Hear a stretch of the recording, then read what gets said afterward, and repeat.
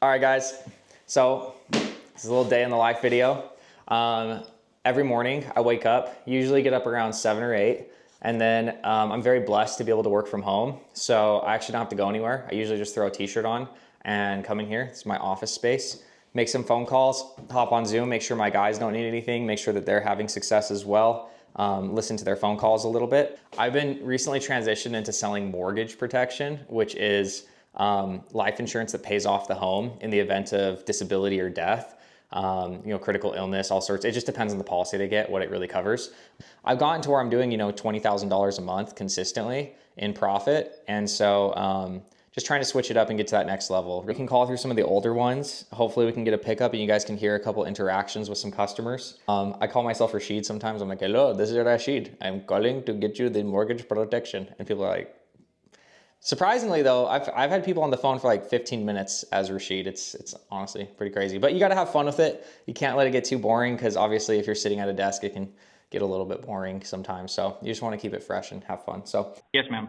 I am calling about the mortgage protection you had been asking about, and they've been unable to reach you. So I've told you guys so many times to please take me off the list, and I don't know why. I understand. I'm working to get it off the list. The only way for me to remove it, from the list is to get you a policy in place, my friend. Is to get what? The only way for me to remove you from the list, unfortunately, is to put a policy in place. And I'm not in control of these things. I'll call the phone company. I'll call the phone company. That's it. Thank you. Bye-bye. No, ma'am, do not do that.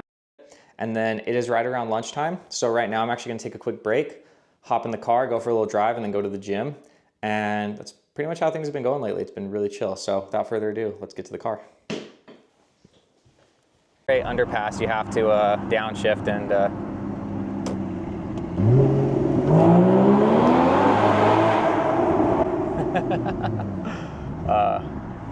I think there's like a universal law that you have to do that. It's like mandated. I think everybody should at some point buy a sports car.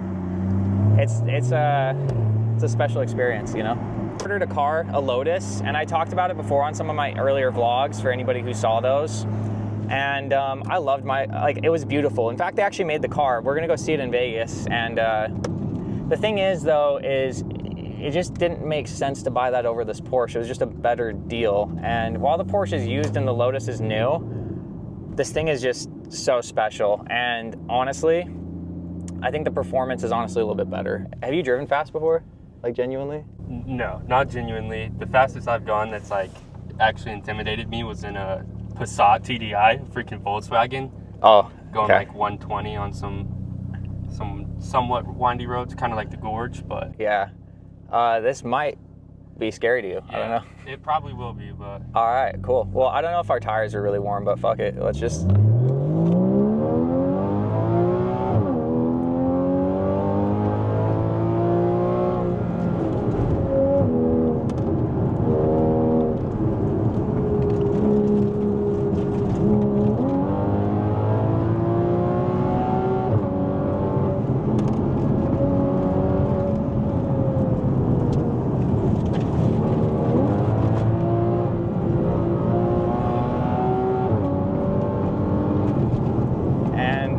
and then out.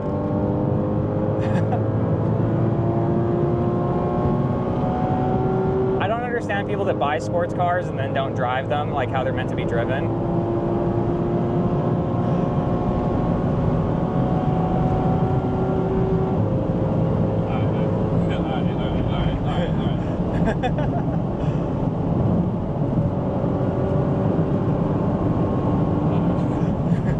You nervous? What is your, give me your interpretation of obviously I drive like this quite frequently, so I'm kind of used to it. Also, being the driver's a lot less scary. Being the passenger is like way scarier for sure. I think everybody can agree on that. Yeah. From your interpretation, you haven't ridden in a Porsche before. I mean, obviously there's faster cars, but what, from your feeling, what's your feedback? So I think what Porsche is renowned for is their handling, right? And so I've gone kind of fast, but never on corners like this. And so that's what Porsche really did just show me, is you can hit corners that are extremely sharp going 80, 90, 120 miles an hour, and you still feel locked in, you still feel safe. The back tires don't feel like they're sliding out at all, which is just insane. Like, this is something out of a video game to me.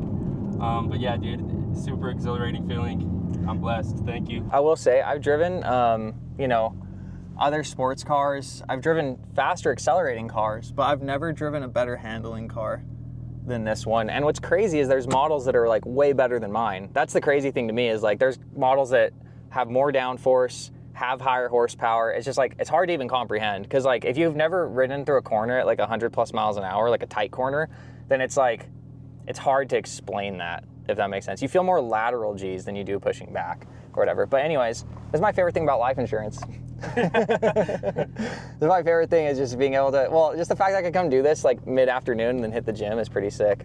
All right, we're going a little bit fast. Were you more scared on like the top line speed, or are you more scared on like the corners? Like, which one was like more uncomfortable to you? To be honest, right before we came around that last corner, when you hit the top line, like the speed wasn't really that bad, but coming up on the corner, I was like, okay, this guy better have good perspective on where we're at, what you did, and so that was fine.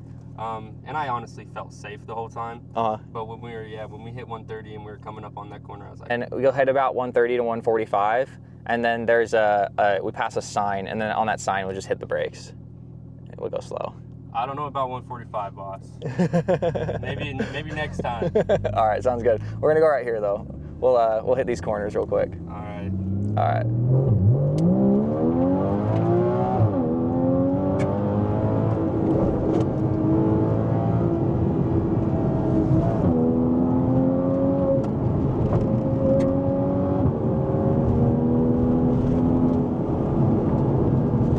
Is that a cop?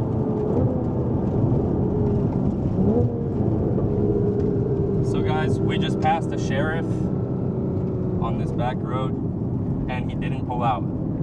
He didn't pull out. Thank God.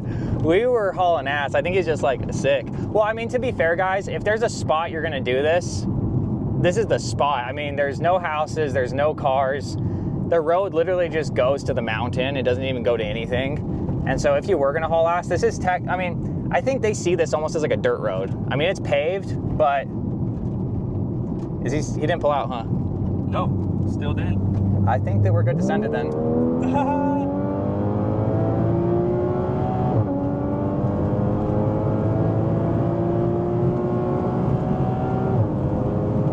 We'll break at that sign.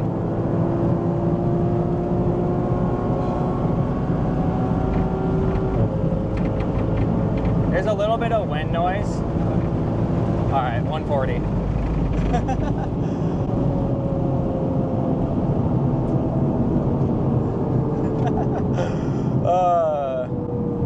There you go. There's 140 for you.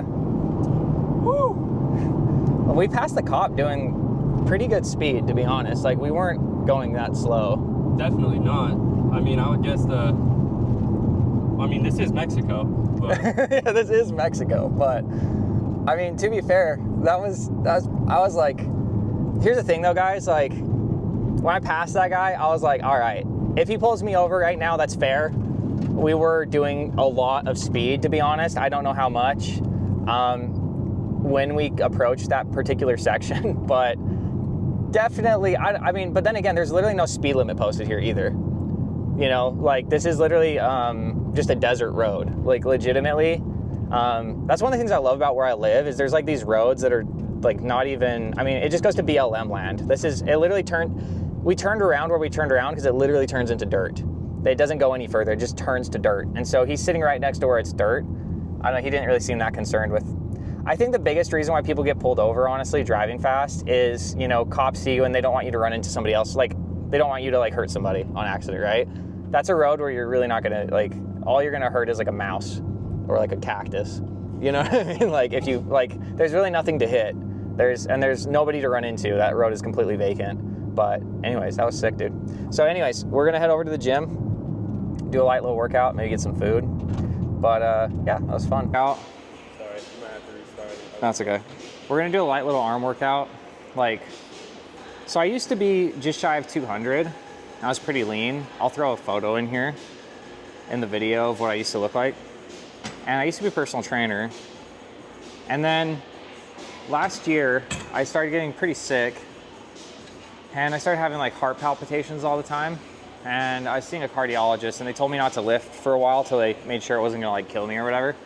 So I didn't lift for like, at first it was 6 months, then it almost became a year where I like wasn't lifting, and I lost like tons of size. Like went from 198 to like 178, so I lost 20 pounds. And then I went from being like pretty shredded, like 198 lean, to like 178 like fatter. So it was a pretty rough thing to go through mentally.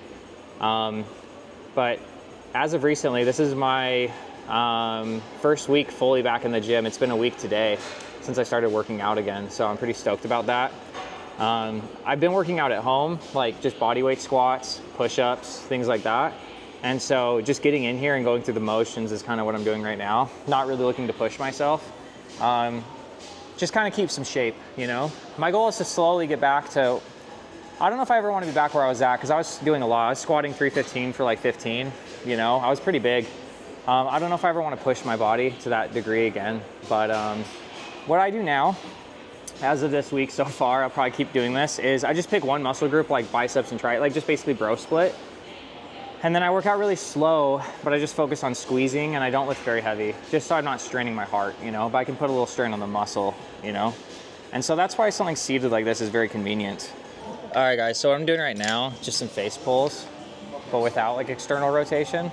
And like external rotation would be like that, right? I'm just gonna go straight like this, almost like an upper row. And what I'll do too, is I'm trying to squeeze just my delts, like just the rear part of the delt. And the reason why is it gives you, when you have bigger delts, especially rear delts, it gives you like more of a full looking shoulder. It gives you this illusion of being like bigger than you are. And so that's what I've been doing at home with my dumbbells, is just kind of bend over like that. And so I'm not very big. I've lost, again, most of my size, but it's kind of given this illusion that you'll see, it makes a big difference. So I just do like a couple sets, probably do like 5 sets.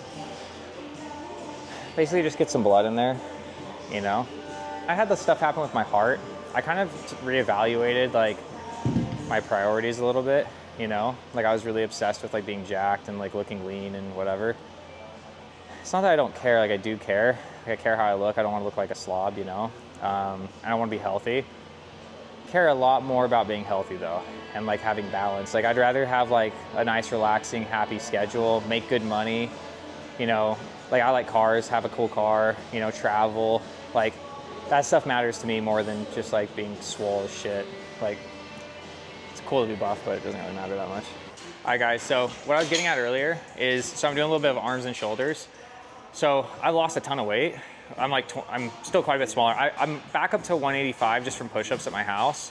But the biggest tip I have for like making yourself give the illusion of just being bigger than you actually are is if you hit like lateral raises a lot, build your delts out, and then especially your rear delt, like just doing those level upright rows and building this little piece right here.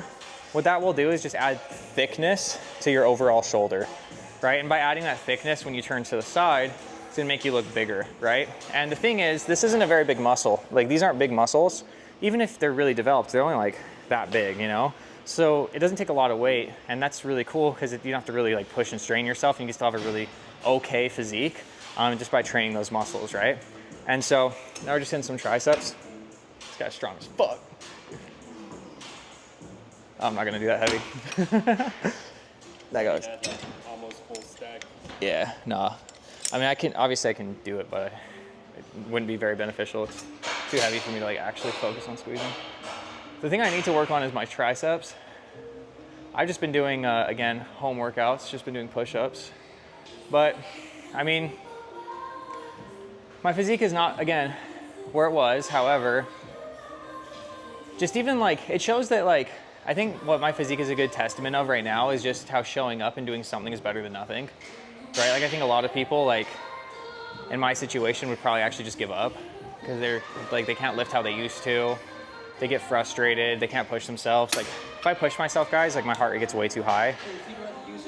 And I think people get discouraged too easily. It's like, my physique's not great, but it's better than it really could be. It could be terrible, and it was for a while there. I was really, really, really scrawny. And I was like, you know what? I'm just gonna try doing push-ups. I'm gonna build my shoulders through lateral raises and rear delt flies with my dumbbells at home. And it's honestly crazy, like just showing up and doing that day in and day out. I've been doing that for about 5 months now. And then this is my first week back in the gym. And even just getting back in the gym, it's like my physique is so much better off than had I just fully given up, if that makes sense, you know? And I think that's just an important lesson in life. Gym, everything, you know what I mean? Like people just, they don't get the results they want or they can't, you know, something outside of their control. Like for me, like I can't control that I started getting heart palpitations. That's not within like that's up to God. That's not me, right? I can't just control that, but I can control how I respond to it. And then I can then in turn do what I can, right? I think just doing what you can is important a lot of times. You know, it's not always about being the best. People wait till it's like things are perfect. People wait till things are perfect. Things are never perfect, you know?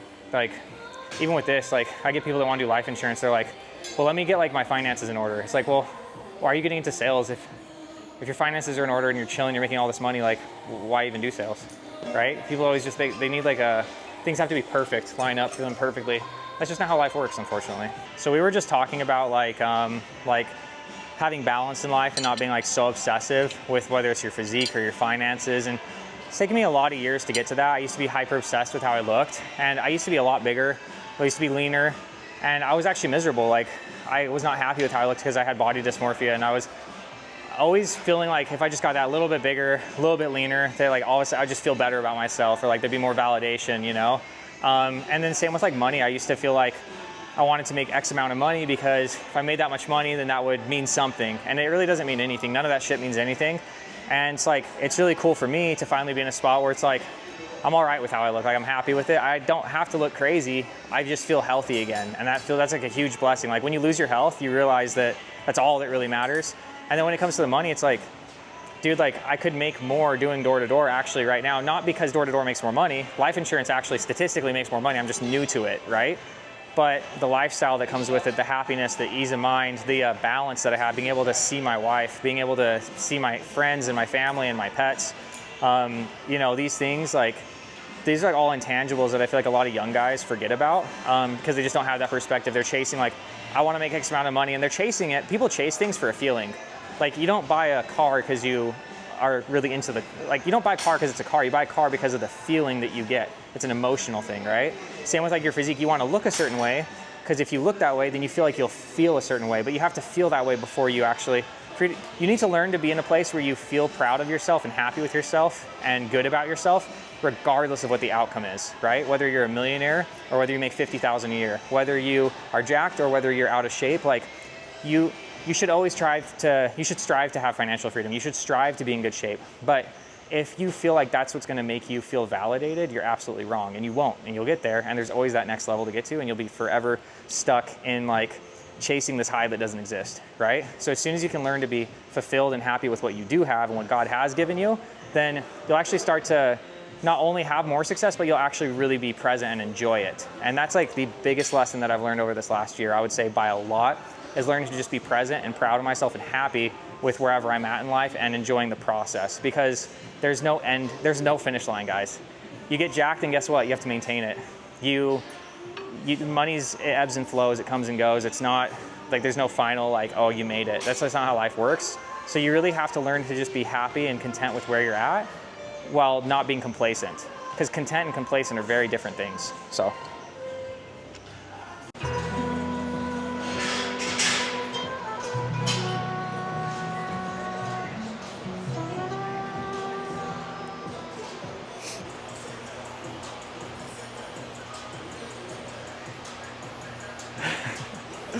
All right, guys, we're gonna go Chick-fil-A, get a lemonade. Sugar-free lemonade, low calories. Yeah, dude, so a big part of what I've been doing is like just showing up. It's like at the house, I was just doing push-ups, light lateral raises, and then I have some dumbbells. I did some curls. Like, been doing that for a few months, and it's like so much better than nothing. You know, it's definitely not making you huge, but the other thing too is like I do have muscle memory because I was big at one point, and then also on top of that,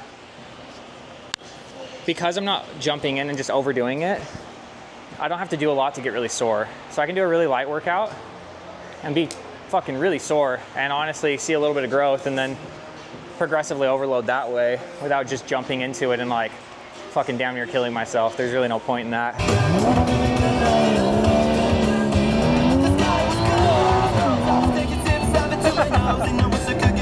Yo. All right guys, so we're just running through Chick-fil-A right now. My wife's pregnant and she's always wanting the lemonades from here. We're pretty fitness conscious, I guess. So getting a diet lemonade, they're actually pretty fire. And then, yeah, just coming through here. This would be a great place to rev it because when you get up here, it's just like a bit, I'm not gonna do it because like it'd be fucking really douchey, but there's like a big like canopy, I guess you could say. It would definitely echo, but I won't do that. I won't make the people behind me have to deal with that, but it definitely would be fun. But yeah, anyways, gotta stay hydrated. What's up guys? So that was a day in the life of what it looks like right now for me in insurance sales. I'm still working on some real estate deals that I'll maybe make some YouTube videos about, fill you guys in on. I'm pretty excited about those, to be honest. They're probably some of the best things that I'll have ever done financially. But I won't go over that in this video, be too long. But yeah, that's what a day in the life looks like. I'm just gonna hop back on the computer, keep making some phone calls, hopefully get a sale today. And then I'll probably just chill, maybe go for a walk, play some Call of Duty, nothing too crazy. So hope you guys enjoyed. Follow, like, subscribe, comment. If you got any value out of this video, biggest thing I would ask you to do is just subscribe and stay tuned. We're gonna keep growing the channel, doing fun stuff. I think one of our future videos, we'll do some really exciting things. And honestly, just be dropping little nuggets of information as we learn them. So anyways, thanks for watching. Catch you in the next video.